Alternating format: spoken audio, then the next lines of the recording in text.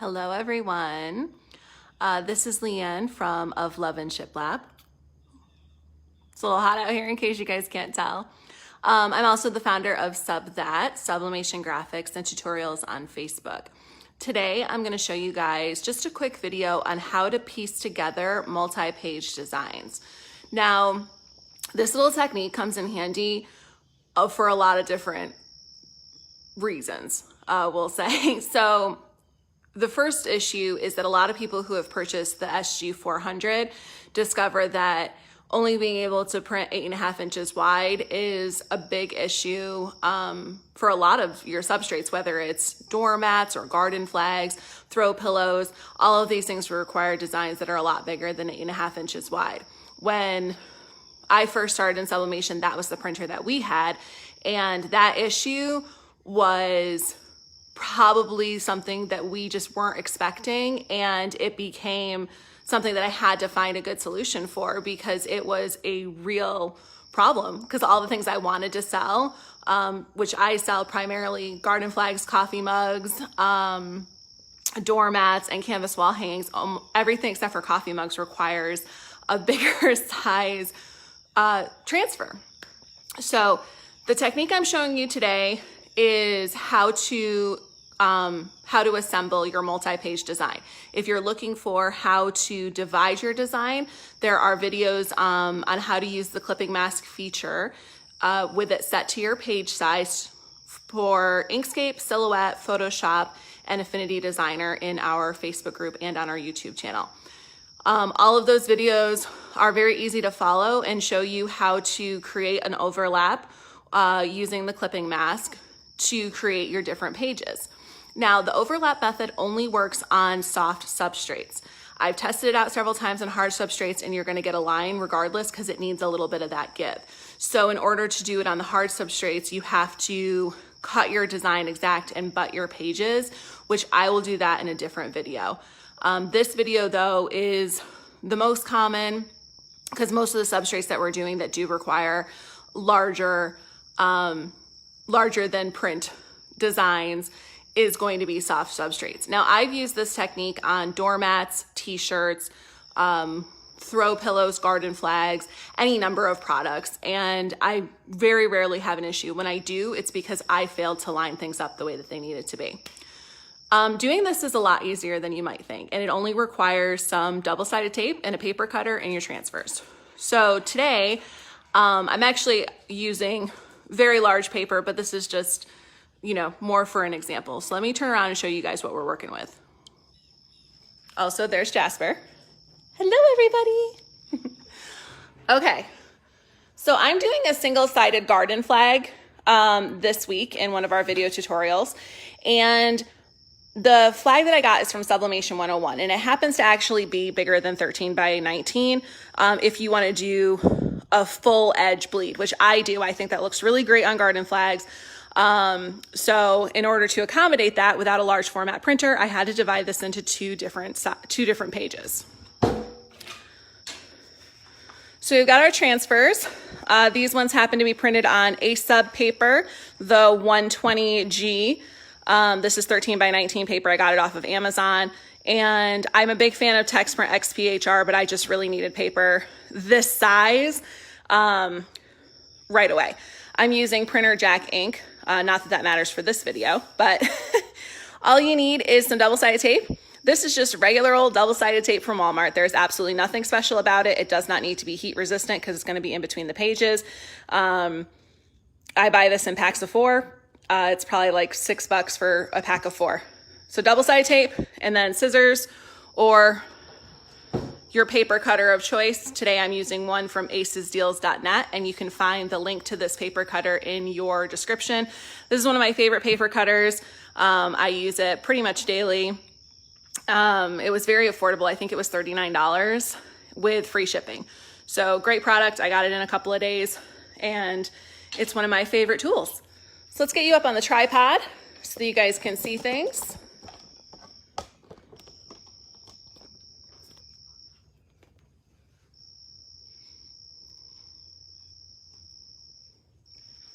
Okay, so the first thing that we're going to want to do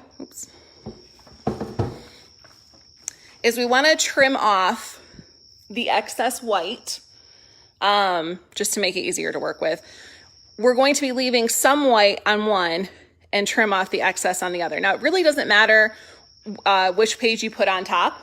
I usually just go with the one that has the smaller amount of white, because that way I have a little bit more space to work with on the other. So we'll start by moving our paper cutter over. And I just like to trim off the excess that you see on the sides here, because honestly, using big sheets like this is a little bit difficult to work with. It's definitely easier with the 8.5 by 11 sheets. So we're just gonna go ahead and trim that down.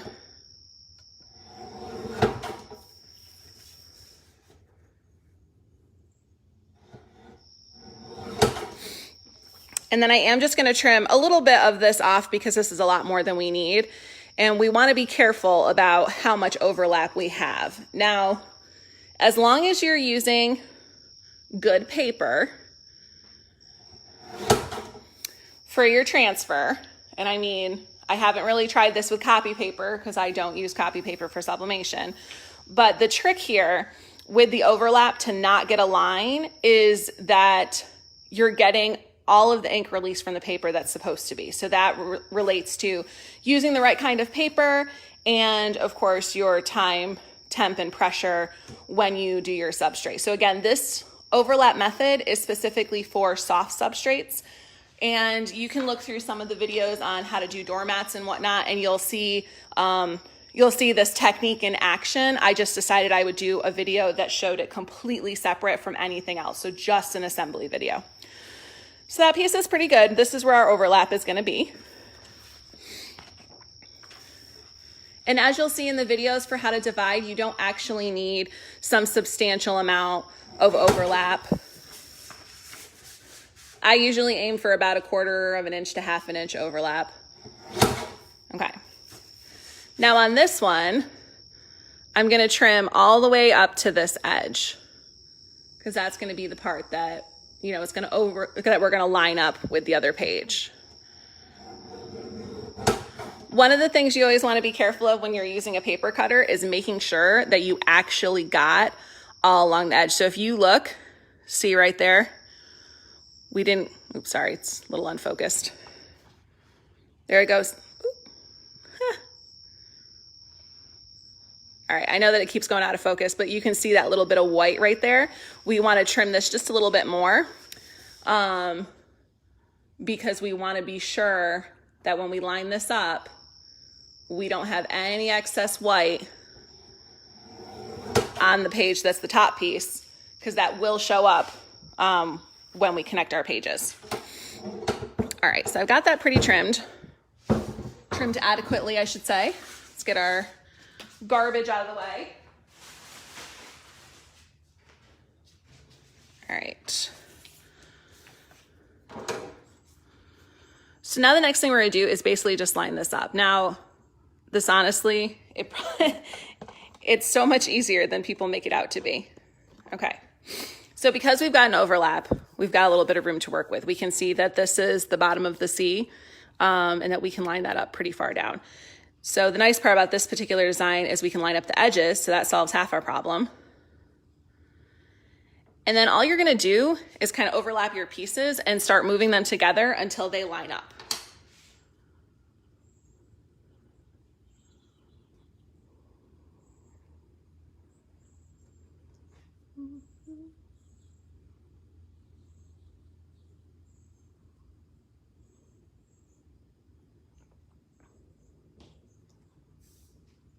Okay, so now I'm gonna put a little handy paperweight on here just to make it easier, because we're gonna tape it together next. But you can see, I mean, yes, you can see that there's a line, but that's not a line, that's just the edge of the paper. When we press this on our garden flag, you're not gonna see that at all. So we can see we've gotten all of our little details lined up perfectly. And it's important to always double check, you know, give it a nice close look, make sure it looks all right. A lot of times when I try and do this on a live video, because I'm sideways, it ends up not going very well. So thankfully that's not happening this time. And all you're gonna do is take a piece of double-sided tape. You do not need a lot. You do not need to do it the whole length of your transfer. You just need a few, oops, well, I moved that, so now we're gonna have to realign it. Which that happens too. As long as you haven't pressed down into the double-sided tape, it's pretty easy to just pull it back off. So I'm gonna try and line this back up. Since I just, since I nudged it. So there is a degree of, all right, actually we're just gonna, if I can get that tape off, there we go. We're just gonna take that tape off and do it again because it is a little bit easier to not have to fuss around with the tape. Okay. So we got our,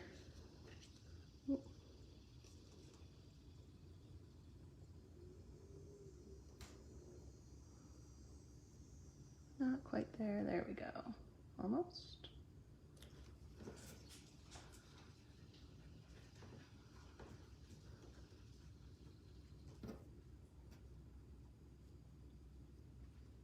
Okay, and now we're lined up again. Once again, we're gonna just use some random objects as a paperweight. Very important step there, as you just noticed. And we're gonna try this again. You're just gonna put a little piece of double-sided tape there. And I usually try and hold it down with one finger so we don't move it. And then stick it right in there along the edge. Press your paper back down. You're good to go there. Always a good idea to keep those paper weights around.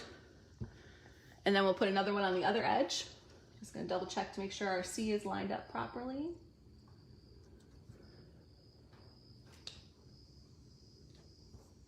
Okay, I'm gonna move that one a little closer. I know it's a little hard for you guys to see back there. Put that down, that'll help. So same thing, we're making sure everything's lined up just the way it's supposed to be. We're gonna lift it up just a little bit. Stick a piece of tape there and rub it in. You can choose to stick a piece of tape in the center if you'd like. You can even go ahead and reinforce it on the back with some heat transfer, or some heat tape, sorry. Which, when I'm using big pieces, I like to do that just for a little added, you know, oomph. So, and that's it. Now our transfer is ready to go. Now, one of the other little secrets about doing this is that when you do press your substrate, you are going to use a little bit firmer pressure. Again, the whole goal is to make sure that you're getting total ink transfer so that you don't see this line. We're going to be doing this garden flag. This is a single-sided garden flag later in the week, so feel free to tune into that live video to see this in action. If you have any questions, comment below. Other than that, I hope that this video is helpful and you guys have a great rest of your day.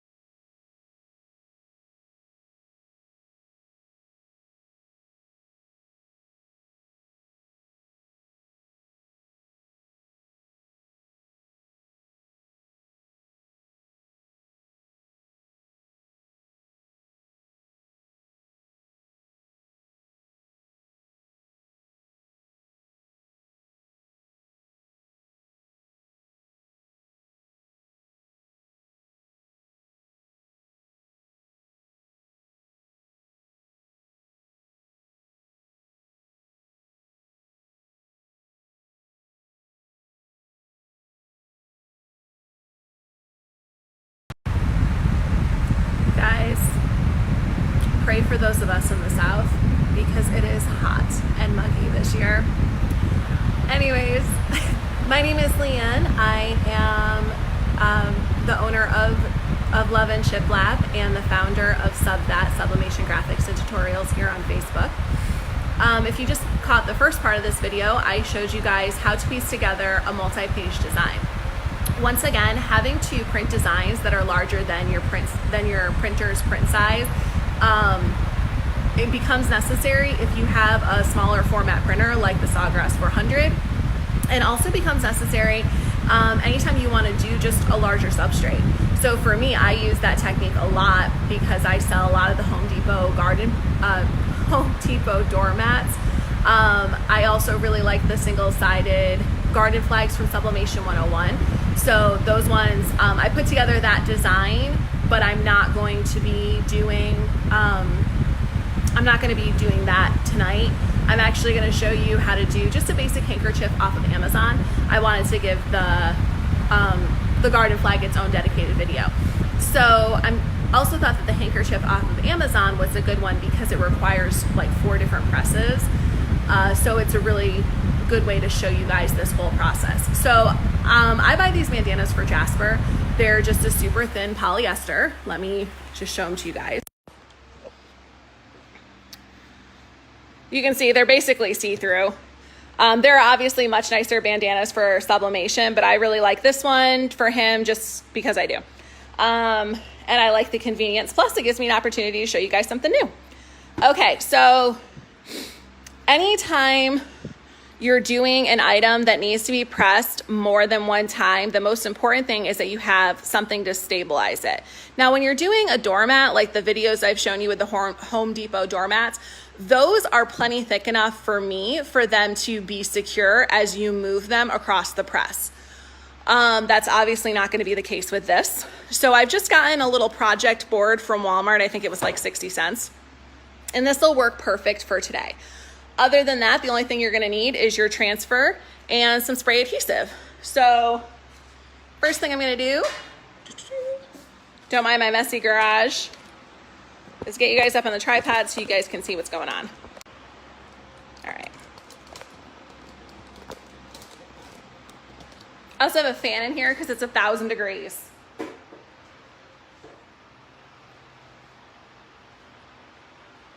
Okay, so I started by going ahead and pre-pressing my bandana.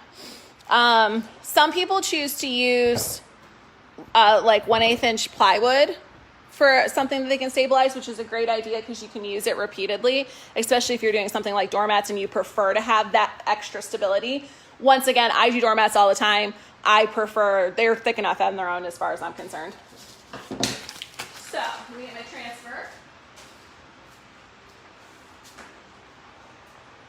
Now, I didn't show you guys how to piece this one together just because it's so big and it's a little hard to see on the camera. So you can see we've got, I think it was 4 pieces. There we go. We've got 4 pieces put together for this one. This one is definitely hard to see on the camera. So I've made this transfer, if I back up, this is actually 23 inches by 23 inches.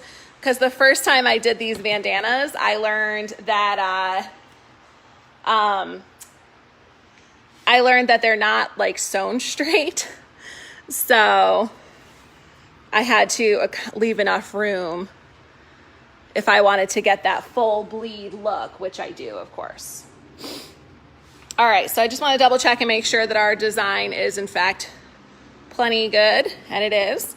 So the first thing we're going to do is we're going to adhere the this our handkerchief to the cardboard. Now, if you're doing a t-shirt, you can use the same process. Or honestly, with a t-shirt, you can just put like cardboard underneath it and shift it that way. I've done that a lot with 3XL shirts. So in order to do this, I am just going to apply a very, well, first I'm actually going to trim this cardboard because it'll make it easier to work with. You don't have to do this particular step, but me personally, I think it'll just be easier. So I'm going to go ahead and do that.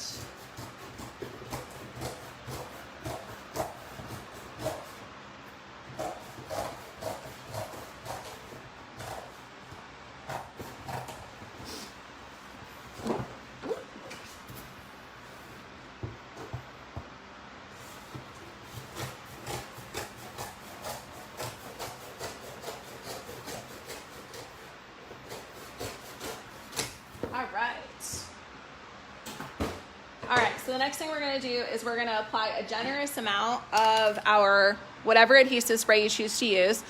My preferred is either Loctite or Craft Bond right out of the craft store. You know, Only costs a couple of bucks, super convenient. Didn't have to wait for it to be shipped. I do like Condi Pro Spray, but I just don't want to spend that kind of money and wait for it to be shipped. So we're going to apply a nice generous coating on here.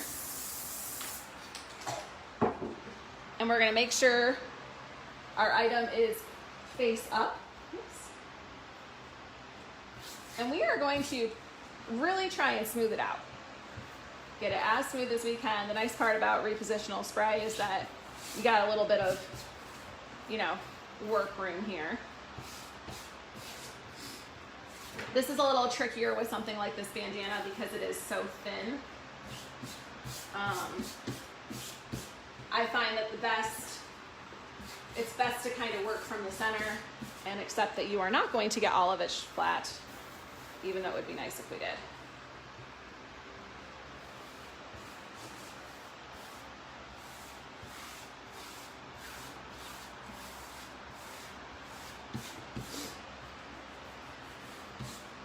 Okay.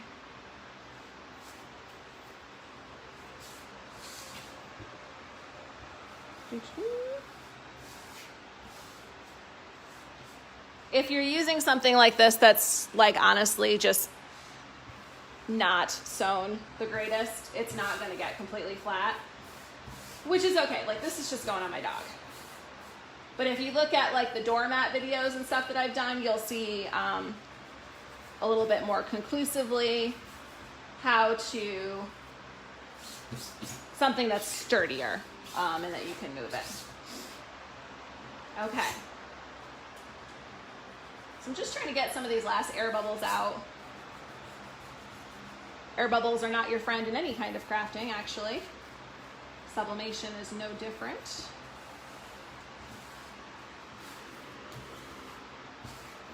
There we go. You guys, for the most part, aren't going to be doing things like this. This is just sort of a... I just really like these bandanas for Jesper. So the next thing that we're going to do is we're going to apply our transfer now. Now, same thing. We want to apply.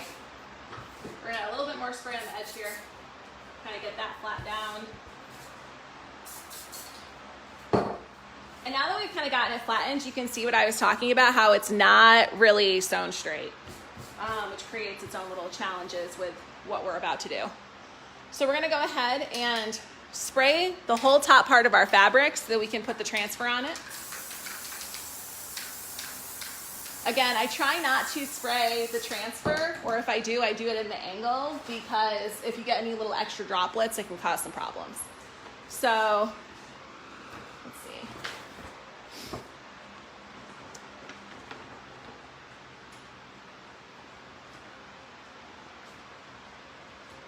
I know it's kind of hard to see. You can always flip it over, because I did actually leave enough room on the edge there. There we go. And we'll rub it in. We got nice full coverage, so we're winning there. Oops. And I'm just going to kind of hold it and flip it over. And I'm going to give this another generous coat of spray. I'm just going to do that by lifting this up and spraying our substrate again, and then rubbing this down. And the reason why I'm doing that is because we moved it a bunch, so it might not have gotten as good a hold because it started to dry. Okay. Now all we need is some protective paper. I'm just gonna go ahead and use some builder's paper for that. I get builder's paper at Home Depot. I like it because it's a very budget-friendly idea.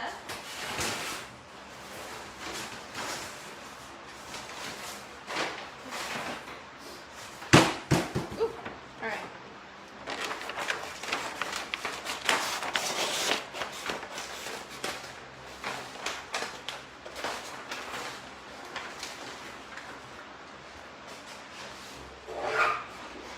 All right, so let's move you guys over to the heat press. Don't mind me cleaning out storage unit as well. I have a lot going on. One day I will have a beautiful workspace for you guys, but that day is not today and probably not anytime soon.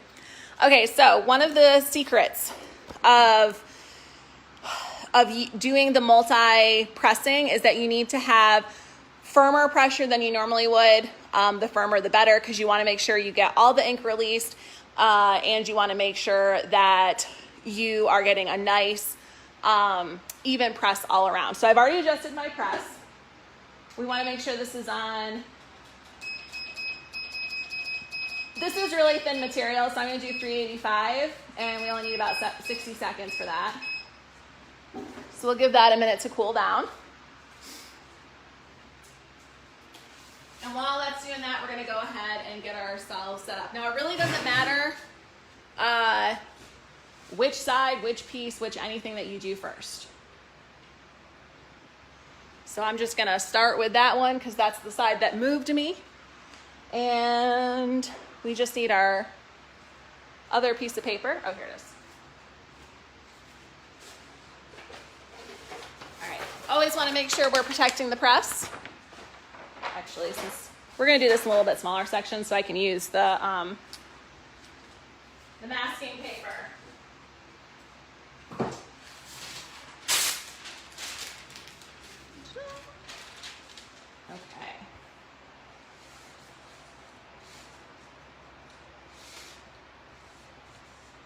Do one.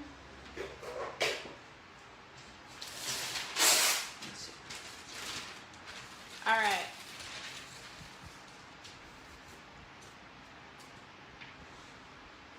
So I'm just making sure that we are fully on the press, because we don't on the press on the edge here, because we don't want to be hanging off, because that'll kind of create more work than we need to. So I'm just starting with one corner. No idea which corner it is since I can't see it.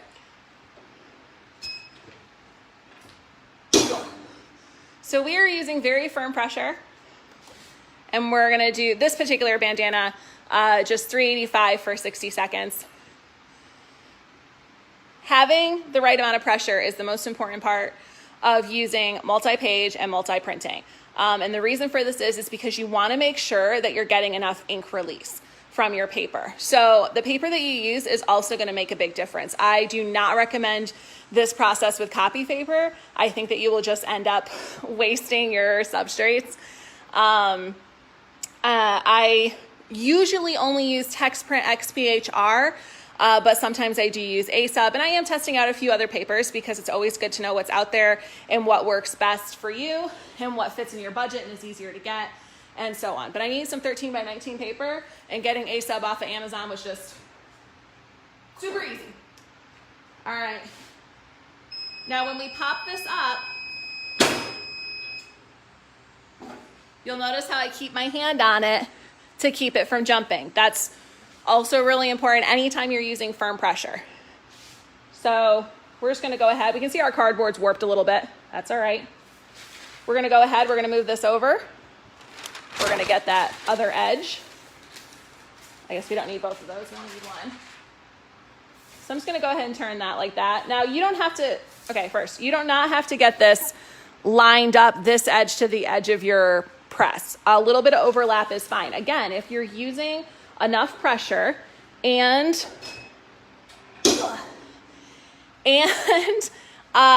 the right paper, all of your ink is going to get released, and it's not going to matter that you're overlapping because there's only so much ink that can be released.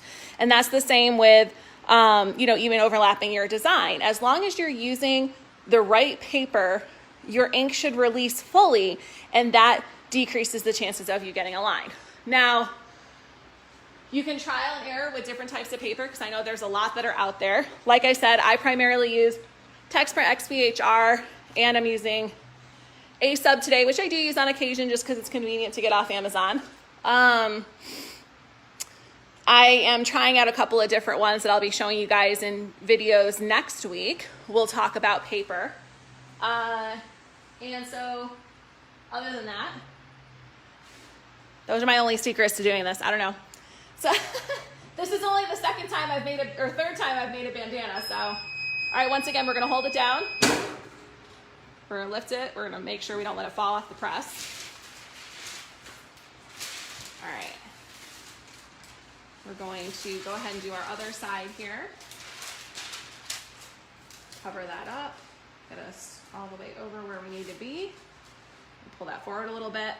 And once again, nice firm pressure.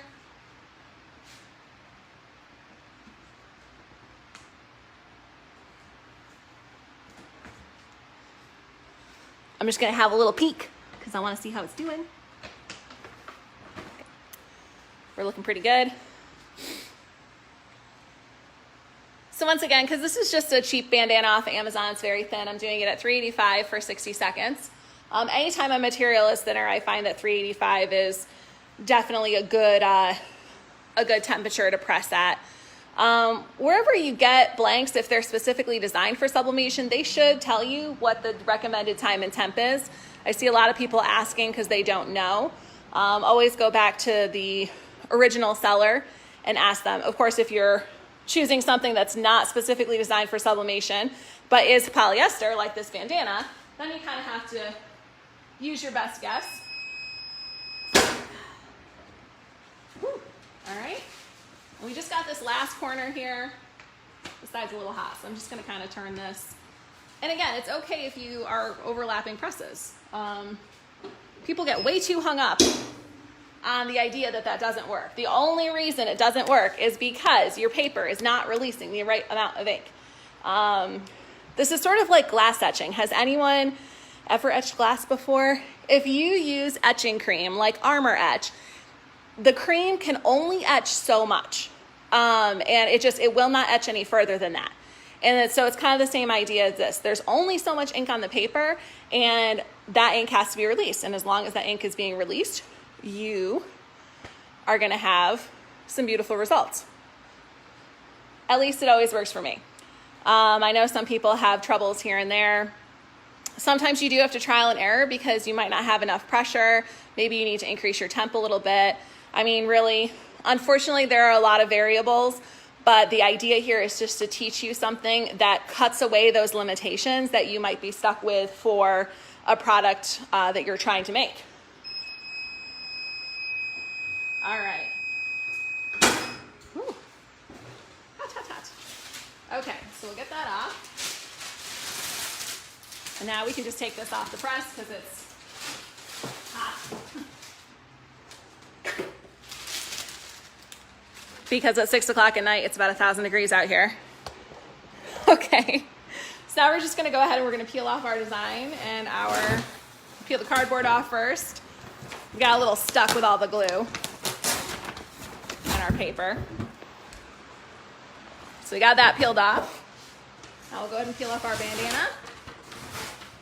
And once I wash this, it won't have all this stiffness. That's just because of the adhesive glue. Okay, now,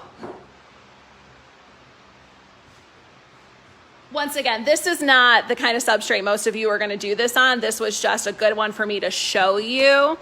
And the reason why I say it's not the one you guys are gonna use is because, as you saw when I tried to lay it flat, it's not specifically even, and that caused a little bit of problems. And like right here, see that got creased.